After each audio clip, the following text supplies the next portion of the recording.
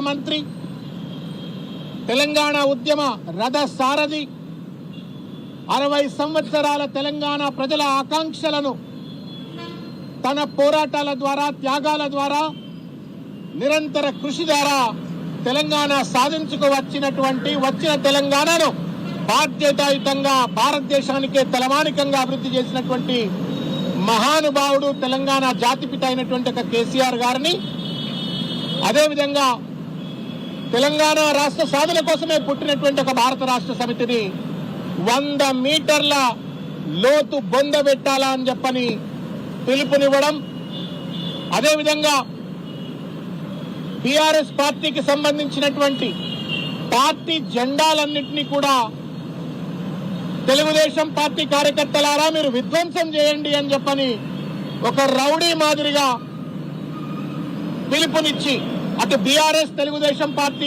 కార్యకర్తల మధ్యన, ఇరు పార్టీల అభిమానుల మధ్యన వైషమ్యాలు రెచ్చగొట్టే విధంగా, హింసాయుత వాతావరణాన్ని ప్రేరేపించే విధంగా మొత్తానికి ఒక కలుషితమైన తెలంగాణ సమాజాన్ని తయారు చేయడం కోసం అని చెప్పని దంచే చేరు వేసినట్లుగా రేవంత్ రెడ్డి గారే మాట్లాడటం శోచనీయం, అత్యంత దుర్మార్గం. ఒక ముఖ్యమంత్రి ముఠా నాయకుడు లెక్క మాట్లాడటం బహుశా భారతదేశంలో ఏ ముఖ్యమంత్రి కూడా బహుశా మాట్లాడి ఉండకపోవచ్చు.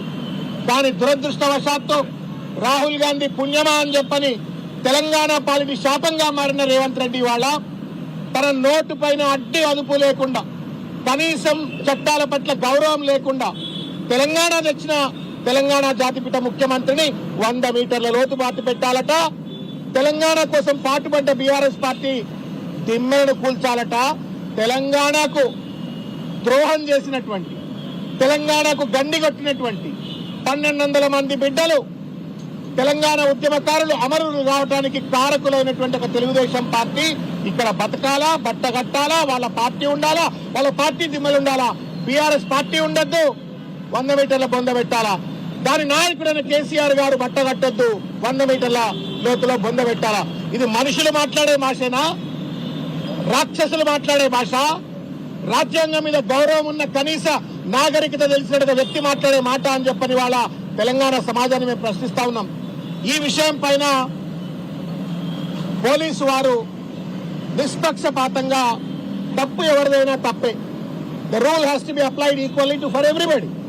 అది ముఖ్యమంత్రి అయినా లేకపోతే సెక్రటేరియట్ లో చెప్రాస్ అయినా తప్పనిసరిగా చట్టం సమానంగా అప్లై కావాలా. ఇవాళ డీజీపీ గారికి మేము రిప్రజెంటేషన్ ఇచ్చినాం. పెద్దలు గౌరవనీయులు ముఠా గోపాల్ గారు, ముషిరాబాద్ శాసనసభ్యులైన ముఠా గోపాల్ గారి యొక్క నాయకత్వంలో డీజీపీ గారికి మేము వినతి పత్రం ఇచ్చాం. నిష్పక్షపాతంగా, నిర్దగ్ధంగా సమాజంలో అశాంతి రెచ్చగొట్టే విధంగా, 2 రాజకీయ పార్టీల మధ్యన వైషమ్యాలు రెచ్చగొట్టి సమాజంలో హింసాయుత వాతావరణాన్ని రెచ్చగొట్టే విధంగా మాట్లాడిన రేవంత్ రెడ్డి పైన సుమోటో కేసులు పెట్టాలని చెప్పని, ఈ రేవంత్ రెడ్డి వ్యాఖ్యలను ప్రచారం చేసినటువంటి సామాజిక మాధ్యమాలపైన, మీడియా మాధ్యమాలపైన తగు కేసులు పెట్టాలా అని చెప్పని డీజీపీ గారికి విజ్ఞప్తి చేస్తూ మేము ఈ వినతి పత్రం ఇవ్వటమైంది. మేము అడుగుతా ఉన్నాం, తెలంగాణ సమాజాన్ని కూడా దయచేసి లోతుగా ఆలోచించాలని చెప్పని నేను కోరుతా ఉన్నాను. తెలంగాణ కోసం ప్రాణత్యాగానికి సిద్ధపడ్డ కేసీఆర్ 100 మీటర్ల లోతులో బొందబెట్టబడాలా? తెలంగాణ రాష్ట్రం కోసమే పుట్టి అష్టకష్టాలు పడి తెలంగాణ సాధించుకు వచ్చిన పార్టీ 100 మీటర్ల లోతులో బొందలో ఉండాలా? తెలుగుదేశం పార్టీ బతకాలని కాంగ్రెస్ పార్టీ ముఖ్యమంత్రి ఎట్లా అంటుండో ఒక్కసారి దయచేసి అర్థం చేసుకోవాలా.